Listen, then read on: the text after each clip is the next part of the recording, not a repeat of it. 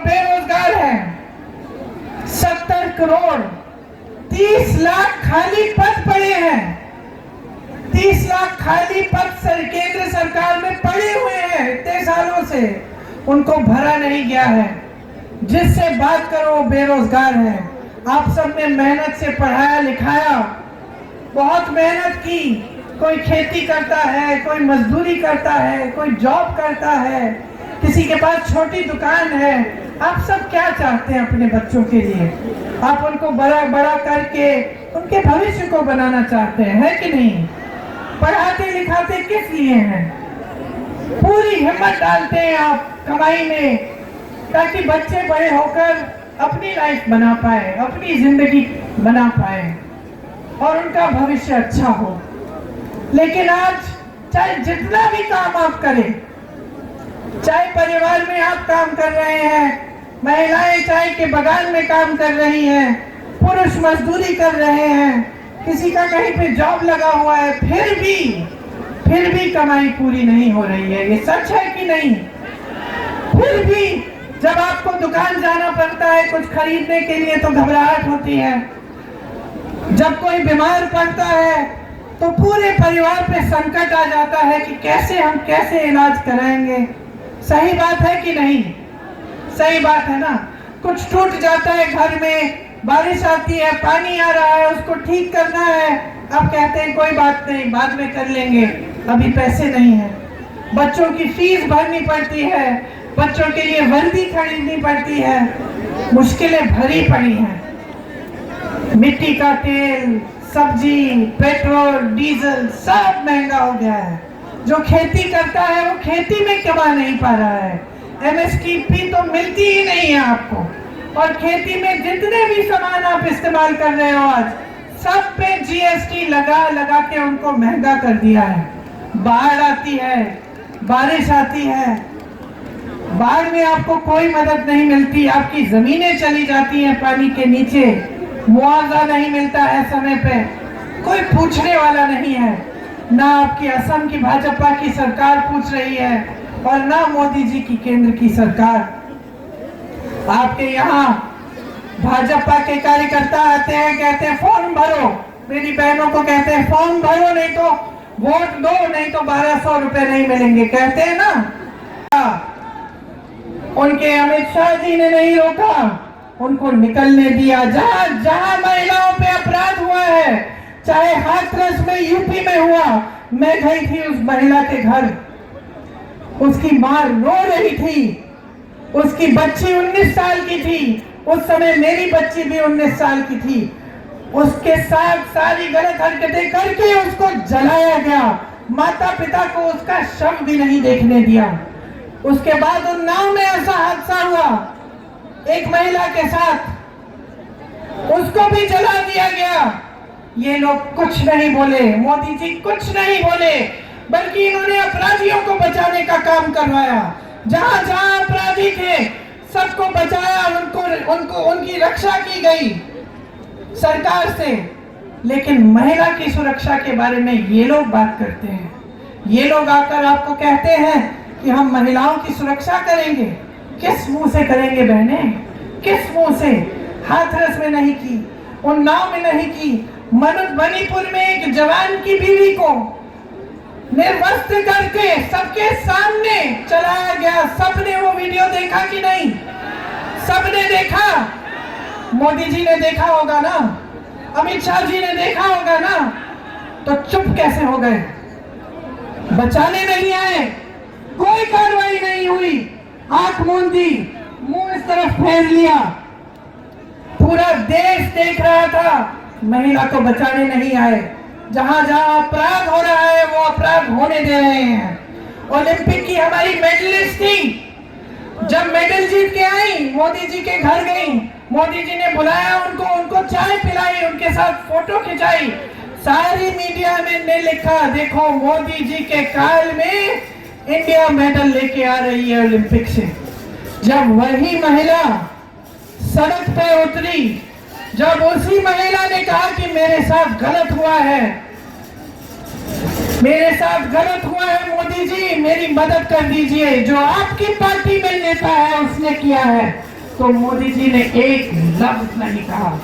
वो बच्ची बैठी रही सड़क पे, मैं उस बच्ची से भी मिली, मैंने उससे बात की, उसने कहा मुझे कुछ नहीं चाहिए, मुझे न्याय चाहिए दीदी। लेकिन मोदी जी ने न्याय नहीं दिया, अपने घर से नहीं निकले। वही हालत जो महिलाओं की है, वही हालत किसानों की। किसानों ने आंदोलन किया, मोदी जी अपने घर से नहीं निकले। 600 किसान शहीद हुए, मोदी जी ने एक लफ्ज नहीं बोला, मिले तक नहीं कि उनकी सुनवाई हो जाए, कि वो जो काले कानून किसानों को खत्म करने वाले कानून थे उनको ये हटाएं। आज चाय के बागानों में आप मजदूरी करते हैं। मैं पिछली बार चुनाव में आई थी, मेरे साथ ख्याल से 2 साल गुजर गए होंगे। उस समय से समस्या थी कि आपका जो वेतन है वो बढ़ाया ही नहीं गया।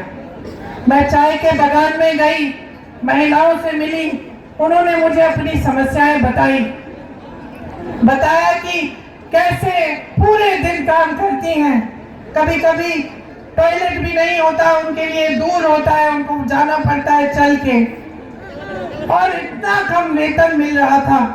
उस समय उनकी मांग थी कि हमारा वेतन बढ़ाया जाए।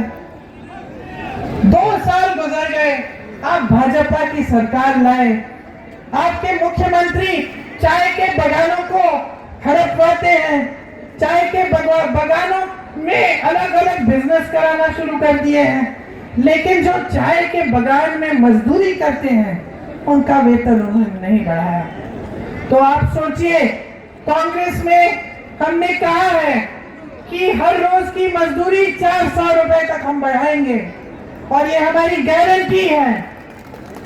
यहाँ आपकी मांग है कि कोच राजवंशी समुदाय जो है उसको एसटी स्टेटस मिले। कब से आपकी पुरानी मांग है, इस मांग का हम पूरा समर्थन करते हैं। आपने सुना होगा राहुल जी कहते हैं कि जाति जनगणना कराएंगे। जाति जनगणना का मतलब है कि ये गिनती होगी कि किस समुदाय में, किस जाति में कितने लोग हैं, ताकि सही से भागीदारी पूरी देश में हो पाए, और सिर्फ जाति के आधार पर नहीं, लेकिन अमीरी गरीबी के आधार पर भी, ताकि हम जान जाएं कि भाई यहाँ ये समस्या है, ये जाति है, ये धर्म के लोग हैं, जहाँ पे कुछ अलग सी समस्या है, और इसको पूरा करने के लिए हम क्या करें, या इनकी पूरी भागीदारी नहीं हो रही है। तो ये सब चीजों को समझने के लिए ये जाति जनगणना कराएंगे। लेकिन इसमें एक महत्वपूर्ण बात यह है कि आज जो रिजर्वेशन पे 50% का कैप है वो हटाया जाएगा। इसीलिए जो कांग्रेस पार्टी की नीतियां हैं उनको आपको अच्छी तरह से समझने की जरूरत है। देखिए, जहां जहां हमारी सरकारें चल रही हैं वहां आपकी भलाई के लिए चल रही हैं। पहले से हमारी राजनीति ये रही है कि हम जनता की सेवा करें। जनता कैसे मजबूत होगी, आपके भविष्य कैसे बनेंगे। लेकिन यहाँ असम में बीजेपी और एआईयूडीएफ का जो गठजोड़ है वो यहाँ की राजनीति को एकदम एक दूसरी दिशा में ले गई है। बदरुद्दीन जी और हिमंतो बिस्वा शर्मा जी का एक गुप्त गठजोड़ है, अंदर अंदर से मिले हुए हैं। दोनों एक दूसरे की बड़ी तारीफ करते हैं। आपने सीएम जी का इंटरव्यू देखा होगा, उस इंटरव्यू में क्या कहा उन्होंने, कोई बताएगा? आप बताओ। वो बोले हैं बदरुद्दीन जी के दिल की इच्छा थी कि मैं सीएम बनूं। समझे? वो बोले हैं कि जहां मैं कहता हूं वहां इनका वोट डलता है।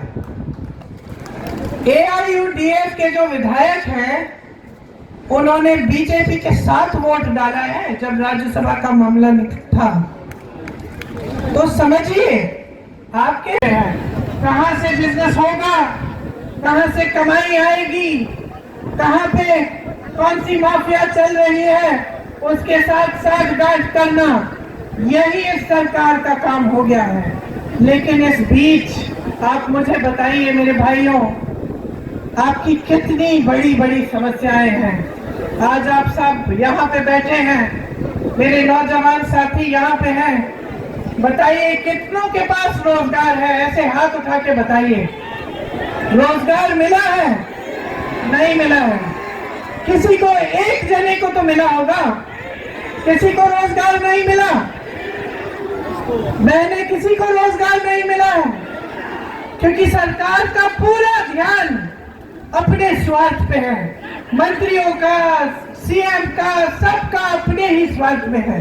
हम कैसे कमाएंगे, जनता कैसे कमाएगी, जनता के क्या संघर्ष हैं, कोई इन पर ध्यान नहीं दे रहा है, ऐसा कहते हैं। तो मैं आपको बताना चाहती हूँ कि ये ईमानदार प्रधानमंत्री कैसी स्कीम निकाल के लाए।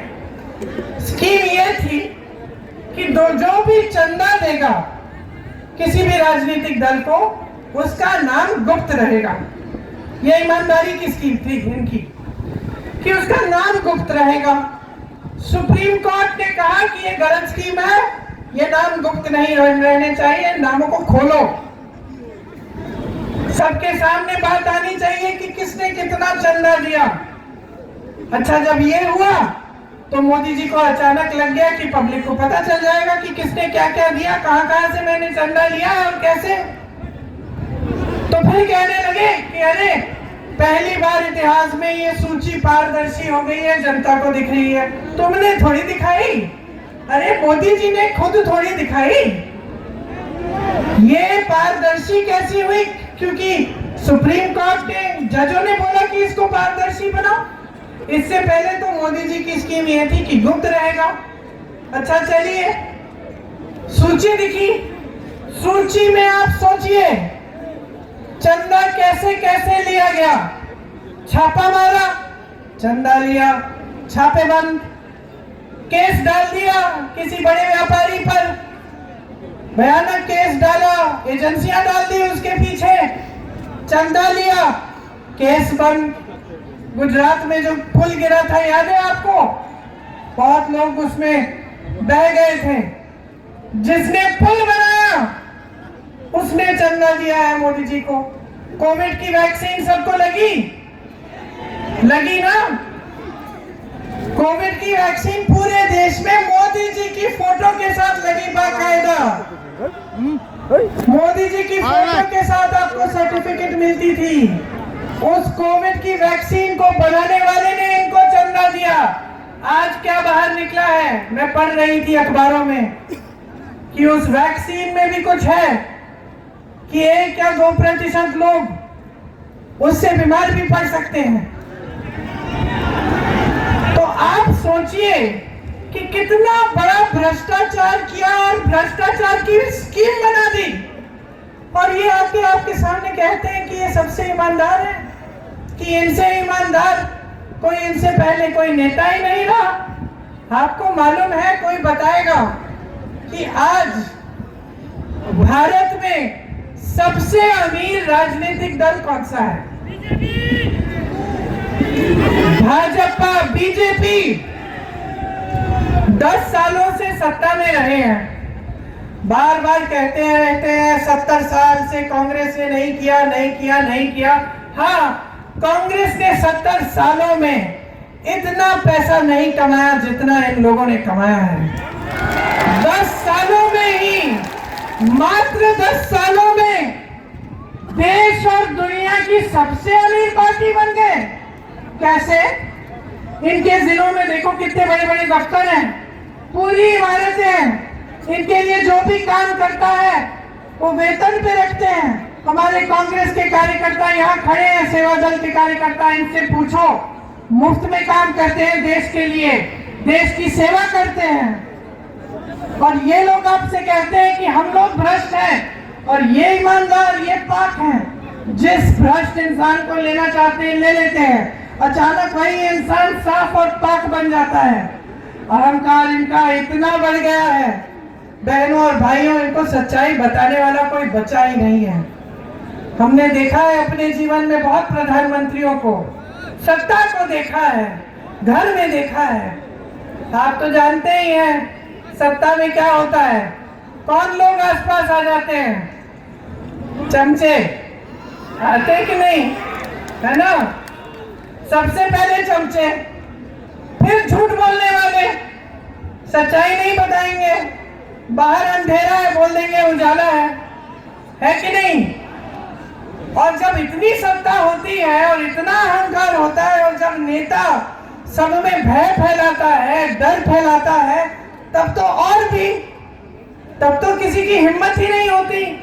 अब आपकी ये स्थिति है, महंगाई है, बेरोजगारी है, किसान पिस रहा है, महिलाओं के लिए कोई रास्ता नहीं है आगे बढ़ने का।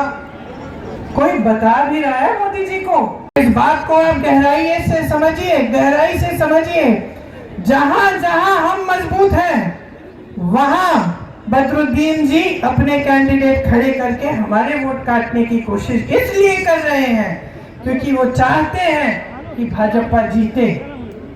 3 बार सांसद बने हैं। मुझे बताइए, कोई नया स्कूल खोला, कोई अस्पताल खोला, कोई बड़ी यूनिवर्सिटी लाए आपके यहाँ, कोई अच्छा बड़ा कारोबार, कोई इंडस्ट्री लाए जिससे आपको नौकरी मिल सकती थी?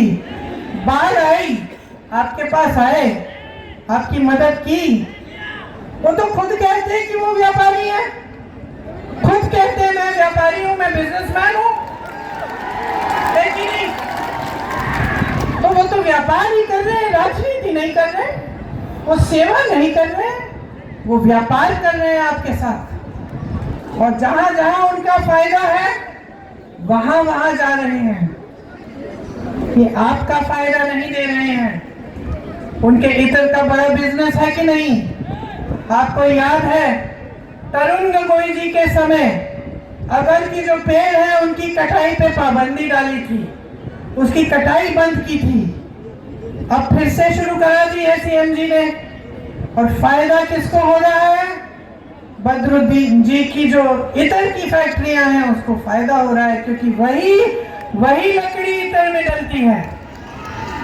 तो देखिए, जो समझने की बात यह है ना कि चाहे AIUDF हो, बदरुद्दीन जी हो, भाजपा के हेमंत बिस्वा शर्मा जी हो, ये सरकार जो चलाते हैं ये बड़े बड़े खरबपतियों के लिए चलाते हैं और इसी तरह की सरकार मोदी जी चलाते हैं। अब चाहे असम में हो चाहे पूरे देश में हो, सरकारें खरबपतियों के लिए चल रही हैं। इससे हमें पता कैसे चलता है कि ये बात सच है? क्योंकि आप आज देखिए, देश का लोहा पहले सरकार देखती थी, अब देश का सारा लोहा एक बड़े खरबपति को दिया जा रहा है जो इनके दोस्त है, मोदी जी के दोस्त है, विश्वा शर्मा जी के भी दोस्त हैं। कोयला इनको दिया जा रहा है, बिजली खरबपतियों को, सड़कें खरबपतियों को, हवाई अड्डे सारे बड़े बड़े खरबपतियों को, बंदरगाह सारे बड़े बड़े खरबपतियों को, सारे हाईवे।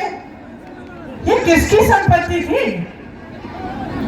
ये मोदी जी की संपत्ति थी कि दे रहे अपने दोस्तों को?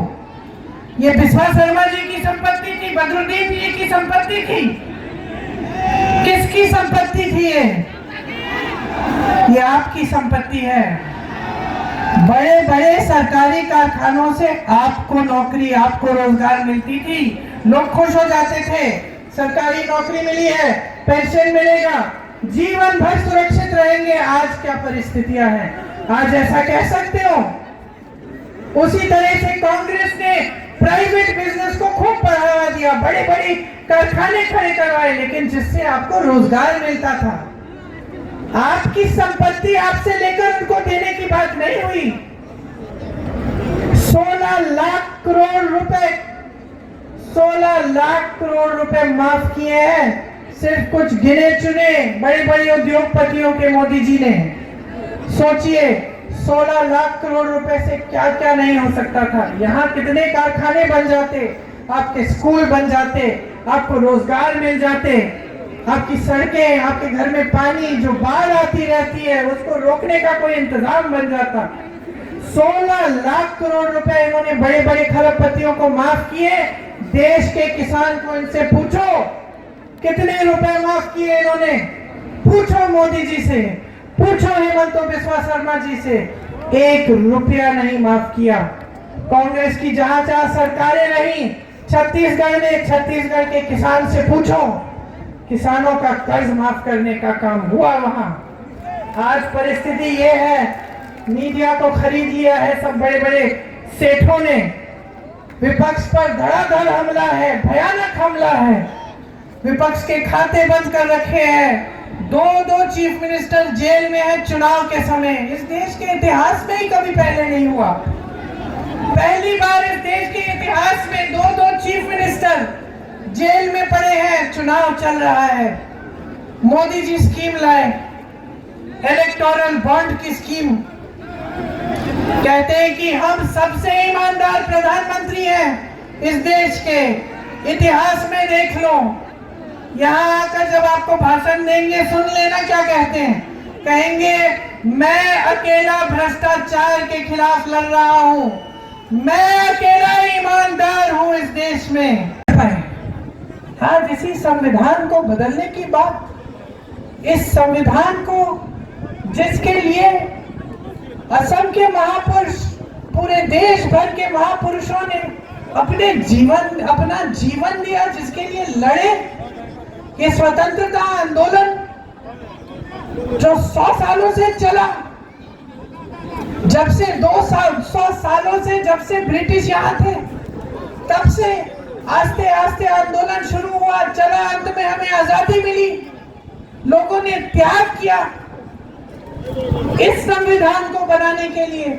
इस संविधान को बनाने के लिए डॉक्टर अंबेडकर जैसे महापुरुष, महात्मा गांधी जैसे महापुरुष लड़े, जवाहरलाल नेहरू लड़े। और आज ये लोग, इनका अहंकार इतना बढ़ गया है कि ये कह रहे हैं हमारी मूर्ति श्री लचित भूखंड की मूर्ति से बड़ी बनाओ, हम संविधान को बदलेंगे। ये संविधान इनका थोड़ी है कि ये बदल सकते हैं। ये संविधान इस देश का है, ये संविधान आपका है। जिस तरह से आपकी संपत्ति किसी बड़े खरबपति को पकड़ा रहे हैं, उस तरह से आज ये कहने लगे हैं कि आपका ये संविधान वे बदल डालेंगे, जब जी चाहे कुछ भी ले आएंगे। तो कौन रोकेगा इनको?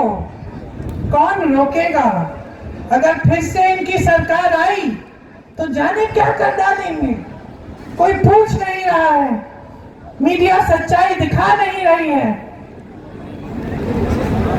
तो अगर आप जागरूक नहीं बनेंगे, अगर आप चुनाव में ये डिमांड नहीं करेंगे, ये मांग नहीं उठाएंगे कि जो नेता आपके सामने आता है भाषण देने के लिए, मेरी तरह जो मंच पे खड़ा है, वो आपकी बात करे, आपके विकास की बात करे, जब बाढ़ आएगी क्या करेगा वो बात करे, आपके लिए स्कूल कब बनाएगा वो बात करे, तो बदलाव कैसे आएगा मेरे भाइयों, मेरे बहनों? जैसे टीवी वाले हम सबको रोज रोज सुनाते हैं ना कि बहुत अच्छा हो रहा है, अर्थव्यवस्था आगे बढ़ रही है, सब अमीर हो रहे हैं देश में, उसी तरह से मोदी जी को सुनाया जा रहा है रोज सुबह शाम। उनको सच्चाई मालूम ही नहीं है, अब दूर हो गए हैं जनता से। जैसे अहंकारी नेता होते हैं पुराने जमाने में, अहंकारी राजा होते थे, उनको कोई समझ नहीं है कि जनता का क्या संघर्ष है, बहनें क्या संघर्ष कर रही हैं, किस तरह से परिवार को आगे चला रहे हैं, आज कोई समझ नहीं है। सुनिए, लचित बोरफुकन जी की जो असमिया गौरव के प्रतीक हैं, उनकी एक मूर्ति यहाँ बनी 125 फुट ऊंची। आपने सुना है मोदी जी इतने अहंकारी हो गए हैं कि अपनी मूर्ति बनवा रहे हैं किसी व्यापारी से और चाहते हैं कि ये उससे भी बड़ी हो। सोचिए, इतना अहंकार बढ़ गया है, इतना अहंकार बढ़ गया है कि आज इनके नेता संविधान को बदलने की बात कर रहे हैं। संविधान को बदलने का मतलब क्या है? गांव-गांव में यहाँ इनके जो उम्मीदवार हैं, जो मंत्री हैं, इन्होंने बयान दिए हैं और बयान में कहा है इस बार भाजपा को जिताओगे तो संविधान बदल डालेंगे। अब आप सोचो, ये जो आप यहाँ खड़े हैं इस चुनावी सभा में, दूर दूर से आए हैं मेरी बातों को सुनने के लिए। क्यों आए हैं?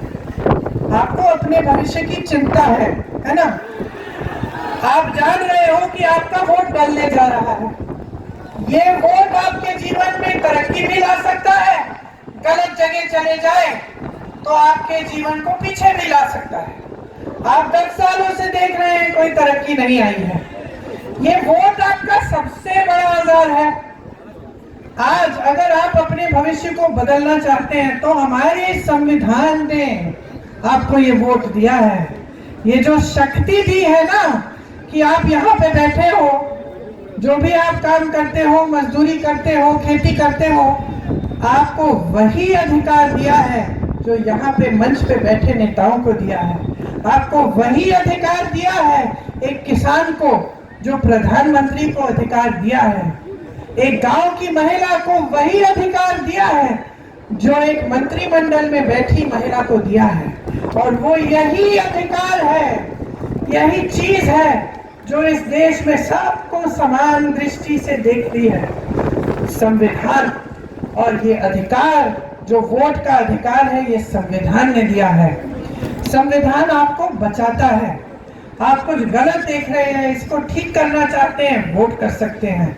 संविधान आपको मदद करता है, आपकी सहायता करता है। अगर आपका समुदाय या आपकी जाति आगे बढ़ नहीं पा रही है तो संविधान में आपके लिए आरक्षण है। अगर आप जागरूक नहीं होंगे, ये देश आपका है। समझ लीजिए, इस देश को बचाने का सबसे बड़ा काम, सबसे बड़ी जिम्मेदारी आपकी है, हमारी है। हम लड़ रहे हैं, सड़कों पे लड़ रहे हैं, प्रदेश प्रदेश में लड़ रहे हैं। राहुल जी चल रहे हैं कन्याकुमारी से कश्मीर, आपकी लड़ाई लड़ रहे हैं। हम नहीं चाहते कि ये देश टूटे। हम नहीं चाहते कि इस देश के संविधान में जो हक आपको दिए गए हैं, जिसके लिए आपके पूर्वज लड़े, उन हकों को कमजोर किया जाए। हम चाहते हैं कि जनता मजबूत बने, कि जैसे जनता के लिए सरकारें बनती थी उसी तरह से आपको एक सरकार मिले जो आपके लिए काम करके दिखाए। आपके सामने ये नेता आते हैं, मोदी जी खास तौर से कैसी कैसी बातें करते हैं। ये चाहते हैं कि हर चुनाव को हिंदू मुसलमान बनाया जाए, किसी न किसी तरह से यही इनका प्रयास रहता है। ये चाहते हैं कि चुनाव में आपके जज्बात उभरे, ताकि किसी का वोट इधर किसी का वोट उधर जाए। ये चाहते हैं कि जो आपको विरासत में मिला, जो आपकी संपत्ति है, वो जब ये बड़े बड़े खरबपतियों को दे दें तो आपको पता भी नहीं चले। ये आके बातें करते हैं कि आपके मंगलसूत्र को एक्सरे से कांग्रेस पार्टी ढूंढ के निकाल के किसी और को देने वाली है। बताइए, 70 सालों के लिए कांग्रेस की सरकार रही, 70 सालों के लिए हम स्वतंत्र रहे हैं, और उन 70 सालों में 55 सालों के लिए कांग्रेस की सरकार रही। किसी ने आपके मंगलसूत्र, आपका सोना आपसे छीना? किसी ने आपसे कुछ लिया, लूटा? कोई आपके घर में एक्सरे मशीन लेकर आपके गहनों को ढूंढने की कोशिश कर रहा था उन 55 सालों में? उन 55 सालों में आपको क्या नहीं मिला, ये आप जानते हैं। आप जानते हैं कि उन 55 सालों में कितनी बड़ी, कितनी एकड़ जमीन इंदिरा गांधी ने गरीबों को लौटाई। जानते कि नहीं जानते हैं? जमीनों के पट्टे कितने लोगों को मिले कांग्रेस की सरकार में? मोदी जी जब यहाँ आएंगे ना, उनसे पूछिए उन्होंने अडानी जी को कितने एकड़ जमीन, इस देश की जमीन मुफ्त में दिया है। देखते हैं जवाब दे सकते हैं कि नहीं।